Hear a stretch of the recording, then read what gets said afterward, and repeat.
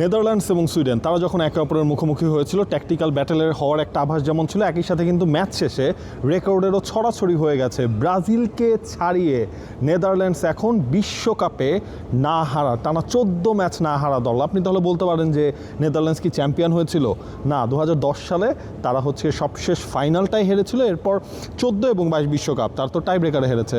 সুতরাং সেই হিসাব করলে তারা অপরাজিত রইল এবং পেলের সেই রেকর্ড ছাড়িয়ে গেল এই নেদারল্যান্ডস। আর সুইডেন তারা যা করেছে এটা আসলে কেউ করতে পারে নাই কখনো।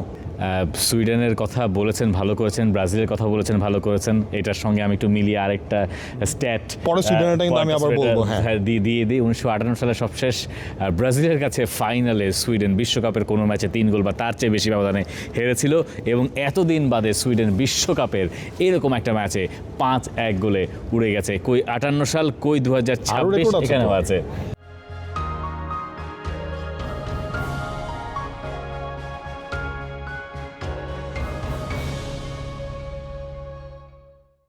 বিশ্বকাপের আগে কখনোই এমন হয়নি যেই দলটা ঠিক আগের ম্যাচটায় 4 গোলের ব্যবধানে জিতে, যেটা তারা হচ্ছে তিউনিসিয়ার এগেনস্টে 5-1 গোলে জিতেছিল। পরের ম্যাচটা আবার 4 গোলের ব্যবধানে তারা হেরে যায়, যেটা হয়েছে নেদারল্যান্ডসের এগেনস্টে। নেদারল্যান্ডস এই ম্যাচে সম্ভবত তাদের সমালোচনার জবাব দিয়েছে।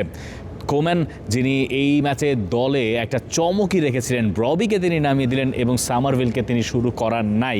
সেই ব্রবি শুরু থেকে ত্রাস হয়ে থাকলেন সুইডেনের জন্য এবং তাকে আটকাতে বারবার তারা খাবি খাচ্ছিল। সান্ডারল্যান্ডের এই স্ট্রাইকার যখন একের পর এক লাইন ব্রেক করে ভেতরে ঢুকছিলেন 3 ব্যাক সুইডেনের, সেটা খুব একটা কাজ করছিল না। ডোনিয়াল মালানের কাছ থেকে যে সাপ্লাই এলো সেখান থেকেও গোল এলো। সব কিছু মিলে নেদারল্যান্ডসের যে পরিবর্তিত একাদশে ওই একজন পরিবর্তিত সেট ফুটবলার, এই ফুটবলার ছিলেন গেম চেঞ্জার। পরে গিয়ে আবার সামারভিল নেমেছেন, সেই সামারভিল নেমে গোল করেছেন, কোডি গ্যাকপো গোল করেছেন এবং এইখানে প্রিমিয়ার লিগের ফুটবলারদের একটা ব্যাপক প্রভাব ছিল। নেদারল্যান্ডসের এই 11 জনের স্টার্টারের মধ্যে একজনকে আপনি পাবেন না যিনি এডিভিসিতে খেলেন, মানে ডাচ লিগে খেলেন। সবাই প্রিমিয়ার লিগের আশপাশে, প্রিমিয়ার লিগ, সেরিয়া এরকম সবই আছেন। এবং সেইখান থেকে নেদারল্যান্ডস যারা জাপানের সঙ্গে 2-2 গোলে ড্র করার পরে রোনাল্ড কোমানকে নিয়ে দুইবার তারা কিন্তু হারিয়েছিল, পিছিয়ে পড়া রোনাল্ড কোমানকে নিয়ে সমালোচনা হয়েছিল নিজের দেশেই যে এই দলটা বোধহয় পারবে না এবং এই দলের আসলে মিডফিল্ডের কন্ট্রোল নাই। তারা যখন সুইডেনের সঙ্গে খেললো, মানে ইউরোপের প্রতিপক্ষ, যারা তিউনিসিয়াকে বড় ব্যবধানে হারালো এবং ওই ফ্রন্ট লাইন মানে প্রিমিয়ার লিগে ওখানে তো কজন আছেন, ভিক্টর ইয়োকেরেশ আর ইসাক, ওইজনকে একেবারে বোতলবন্দি করে রাখার কাজটা ডাচরা বেশ ভালোই করেছেন। এবং এই জায়গায় আসলে কোম্যানের প্ল্যানটা পুরোপুরি কাজে দিয়েছে। আপনি যখন স্টার্টিং 11টাই দেখেছেন তখনই কিন্তু মোটামুটি বোঝা হয়ে গেছে তিনি কি করলেন। মালানকে তিনি রাইট সাইডেড মিডফিল্ডার হিসেবে তিনি এই ম্যাচটা স্টার্ট করলেন। আগে কিন্তু তিনি হচ্ছে সেন্ট্রালি অপারেট করেছেন, করে তিনি হচ্ছে ব্রবিকে ইনক্লুড করলেন, সামারভিলকে সরিয়ে দিলেন। সেটার কাজ কিন্তু পুরোপুরি হচ্ছে সাকসেস হয়েছে। এবং যেহেতু হচ্ছে আপনার সুইডেনের মেইন টার্গেটটাই তো আসলে থাকে, লাস্ট খেলা দেখে কোম্যানের কাছে যেটা মনে হয়েছিল সুইডেন হচ্ছে যে আপনার মিডফিল্ডে ম্যান মার্কিংটা বেশ ভালোভাবে করে, তাদের টার্গেটটাই ছিল কিন্তু ওটা। ব্রবি যেহেতু 5 ফুট 11 ইঞ্চি, মানে আমার থেকে একটু ছোট, কিন্তু ওভারঅল স্বাস্থ্য টাস্তে আমাকে ছাড়িয়ে যাওয়ার মতোই, তাকে হচ্ছে লং বলটা সাপ্লাই দেওয়া বা ক্রস জেনারেট করা, সেই কাজটাই পুরো ম্যাচে ডাচরা করতে পেরেছে এবং গোল সংখ্যাটা তো আপনারা দেখেছেনই। নেদারল্যান্ডসের প্লেয়ারদের যেটা সুবিধা বা নেদারল্যান্ডসের কোচের যেটা সুবিধা, তার ফুটবলাররা সবাই ইনফর্ম। মানে আপনি ডোনিয়াল মালানের কথা ধরেন, রোমায় যে পরের হাফে যে একটা সিজন কাটিয়েছেন, সেরিয়ার one of the best footballer, তাকে ধরতে পারেন। আবার আপনি সামারভিলের কথা ধরেন, ওয়েস্ট হ্যাম রেলিগেটেড হয়ে গেছে, তার ফর্ম আবার আলাদা, মানে কই কি। আবার ধরেন এই ব্রবির কথাই ধরেন, তিনি সান্ডারল্যান্ডকে টেনেছেন বহুদিন।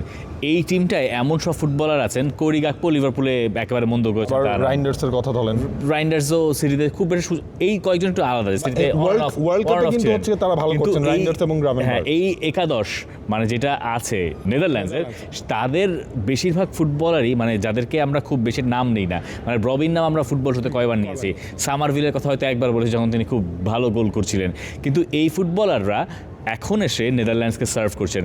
মানে যেই ফুটবলারকে আমরা চিনি, মানে আমরা চিনি মানে বেশি কথা বলি ভার্জিল ফন ডাইক, আমরা কথা বলি ফ্র্যাঙ্কি ডিয়ংকে নিয়ে, এদের বাইরে এসে নেদারল্যান্ডসের বাকি ফুটবলাররা বেশ কাজে দিচ্ছেন। এবং এখন নেদারল্যান্ডস যে 2টো ম্যাচে তাদের 4 পয়েন্ট হয়েছে, এরপরে এখনও তাদের নকআউট পর্ব নিশ্চিত নয়, তবে সেটা নিশ্চিত হয়ে যাবে বলে আপনি বিশ্বাস রাখতে পারেন, কারণ এইভাবে জয়ের পরে আসলে বাদ পড়া খুব কঠিন। সুইডেনও এখন ইকুয়েশনে আছে, কিন্তু তিউনিসিয়া এবং ওই ম্যাচটার পরে কোথায় আমরা সেটা বলতে পারবো, সেই ম্যাচ নিয়ে আমরা কথা বলতেও চাই। এবং সেই ম্যাচ নিয়ে আমরা কথা বলবো বিরতির পর। তার আগে দেখেন সুইডেনের জন্য প্রথম ম্যাচটা যখন হলো তখন মনে হচ্ছে যে না, অবশেষে ইয়োকেরেশ এবং হচ্ছে ইসাক সেই দুজনেই লাস্ট ম্যাচটায় গোল করলেন। 2 নাম্বার 9কে নিয়ে কিভাবে খেলানো যায় সেটা গ্রাহাম পটার ফার্স্ট ম্যাচটায় পারফেক্টলি ওয়ার্কআউট করে গিয়েছিলেন। এই ম্যাচে কিন্তু তিনি একটা পর্যায়ে সেই ফরমেশনও তিনি বদলে ফেললেন, যেখানে থেকে তিনি 4 ব্যাকে আসলেন, তখন একটু স্টেবল হয়েছে। হ্যাঁ, তখন স্টেবল হয়েছিল। ইসাক হচ্ছে কি আপনার লেফট সাইডে শিফট করে গেল এবং এরপর দেখা গেল যে সুইডেন একটা গোল আলটিমেটলি আদায় করতে পেরেছে।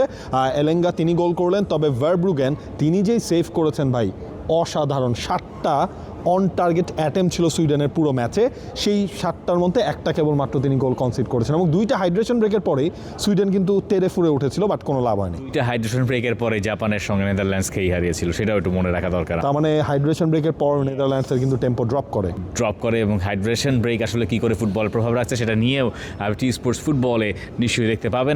For more updates, subscribe to our YouTube channel and click on the bell icon. Follow us on Facebook and Instagram.